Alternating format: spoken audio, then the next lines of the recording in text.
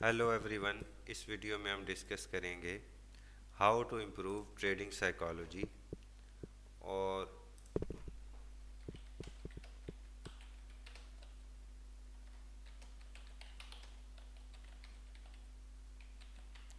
इसमें ये part two है। पार्ट वन में हम कुछ पॉइंट्स को डिस्कस किया था। ये इस सेकंड पार्ट में हम रिमेनिंग पॉइंट्स को डिस्कस करेंगे। इस वीडियो में कुछ डूज़ हैं और कुछ डोंट्स हैं। पहले कुछ डोंट्स को हम डिस्कस कर लें कि वो काम जिनको हमने नहीं करना। एवरेजिंग डाउन, फॉर एग्ज़ाम्पल एक मार्केट गिर रही है, उस गिरती हुई मार्केट में हम क्या करते हैं, हमने बाय की, मार्केट और गिर गई, फिर हमने नीचे से बाय की, मार्केट और गिर गई। इसको कहते हैं एवरेज डाउन करना। तो एवरेज डाउन वाला तरीक़ाकार, एवरेजिंग डाउन वाली स्ट्रेटजी ट्रेडिंग में नहीं चलती, इन्वेस्टमेंट में चलती है। ठीक है, तो अपनी साइकोलॉजी को बेहतर करने के लिए इस स्ट्रेटजी को जहन से निकाल दें, अपने माइंड को इतना स्ट्रांग कर लें कि हमने एवरेजिंग डाउन नहीं करना। हमने एसएल देना है, टीपी देना है। एसएल लिया या टीपी लिया, मार्केट से आउट हो गए, रिस्क टू रिवार्ड पर फोकस करना है। तो पहला डोंट जो है वो एवरेजिंग डाउन है, और दूसरा डोंट जो है वो है रिवेंज ट्रेडिंग। ठीक है, हम मार्केट में एंटर हुए, मार्केट ने एसएल ले लिया, उसके बाद हम क्या करते हैं, मार्केट से रिवेंज लेना शुरू कर देते हैं, रिवेंज के बारे में सोचना शुरू कर देते हैं। तो हमने ऐसा नहीं करना। हमने रिवेंज को, अपने माइंड को इतना जेन को स्ट्रॉन्ग करना है कि रिवेंज ट्रेडिंग की तरफ हम ना जाएं। और तीसरा डोंट जो है वो turn a day trade into swing trade.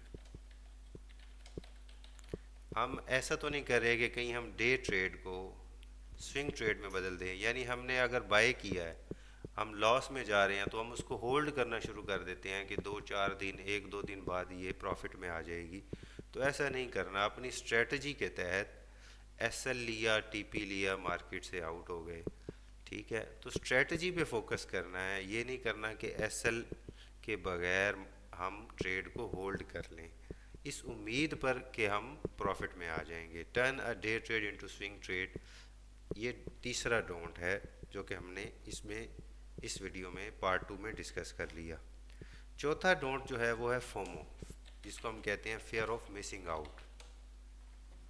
Fair of missing out, इस पॉइंट को हमने जहन में रखना है कि हमने इस अपने माइंड को स्ट्रॉन्ग करना है कि कहीं हम जल्दबाजी में ट्रेड ना ले लें, कि कहीं मैं रह ना जाऊं। तो इस सोच को जहन से निकालना है कि हम फेयर ऑफ मिसिंग आउट हमारे अंदर ना हो, स्ट्रेटजी पर हम फोकस रखें। स्ट्रेटजी के तहत अगर हमें मार्केट के अंदर एंट्री मिल रही है तो हम एंटर हों, अदरवाइज फोमो का शिकार ना हो। अब आ जाते हैं डूज की तरफ। वो पॉइंट जो कि हमने करने हैं वो है stick to one strategy. Stick to only one strategy, कि हमने सिर्फ एक स्ट्रेटजी पर रहना है। अगर हम फॉर एग्जांपल काम करते हैं मूविंग एवरेज के ऊपर, तो हमने मूविंग एवरेज पर ही काम करना है, और मूविंग एवरेज को, इसको हमने इस तरह एक्सेल कर लेना है कि हम इसमें एक्सपर्ट बन जाएं। अगर हम ईएमए पर काम करते हैं तो हम ईएमए पर ही काम करते चले जाएं। अगर हम बुलिंजर बैंड पर काम करते हैं तो हम इसी पर काम करें। अगर हम वॉल्यूम पर काम करते हैं, किसी भी इंडिकेटर पर काम करते हैं, अगर हम ट्रेंड लाइन पर काम करते हैं, या हमारी एक कंप्लीट स्ट्रेटजी है वीएसए पर अगर हम काम कर रहे हैं, या हम मार्केट स्ट्रक्चर पर काम कर रहे हैं, किसी भी स्ट्रेटजी पर हम काम कर रहे हैं, तो उसी पर हमने स्ट्रिक्टली फोकस करना है। उसी एक ही स्ट्रेटजी को हमने क्या करना है, अपने फोकस करना है, उसमें एक्सेल करना है। कभी किसी स्ट्रेटजी पर, कभी किसी स्ट्रेटजी पर हम चले जाएं, ऐसा नहीं करना। ठीक है, उसके बाद आ जाता है डिफाइन गोल, कि हमने अपना गोल डिफाइन करना है। फॉर एग्जांपल डेली टारगेट है हमारा 200 पिप्स। अगर हमारा डेली टारगेट है, हम ये कहते हैं कि हमने 100 पिप्स डेली लेने हैं, 200 लेने हैं, वीकली हमारा टारगेट है 500 पिप्स लेने हैं, तो डेली टारगेट जब अचीव हो जाता है तो हमारे अंदर एक खुशी पैदा हो जाती है। ठीक है, अगर डेली टारगेट हमारा पूरा नहीं होता या हम लॉस में जाते हैं तो उससे हमारे अंदर फ्रस्ट्रेशन, एंगर पैदा होता है, एंजाइटी का शिकार हो सकते हैं।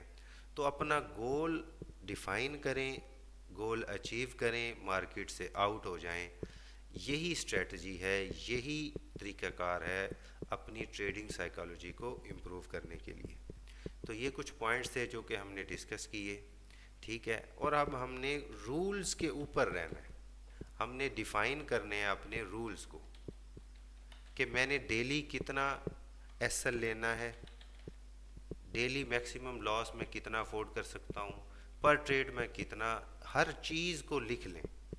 जब हम लिख लेंगे, रूल्स के ऊपर ही रहेंगे और इसी तरह फोमो का शिकार नहीं होंगे, लॉस वाली ट्रेड को होल्ड नहीं करेंगे, तो हम अपने माइंड को स्ट्रॉन्ग करेंगे और हम इस मार्केट के अंदर एक विनर बन जाएंगे, एक प्रॉफिटेबल ट्रेडर बन जाएंगे। उम्मीद है कि ट्रेडिंग साइकोलॉजी को इम्प्रूव करने के लिए इन पॉइंट्स को जो हमने डिस्कस किया, इनसे आपको फ़ायदा होगा। शुक्रिया।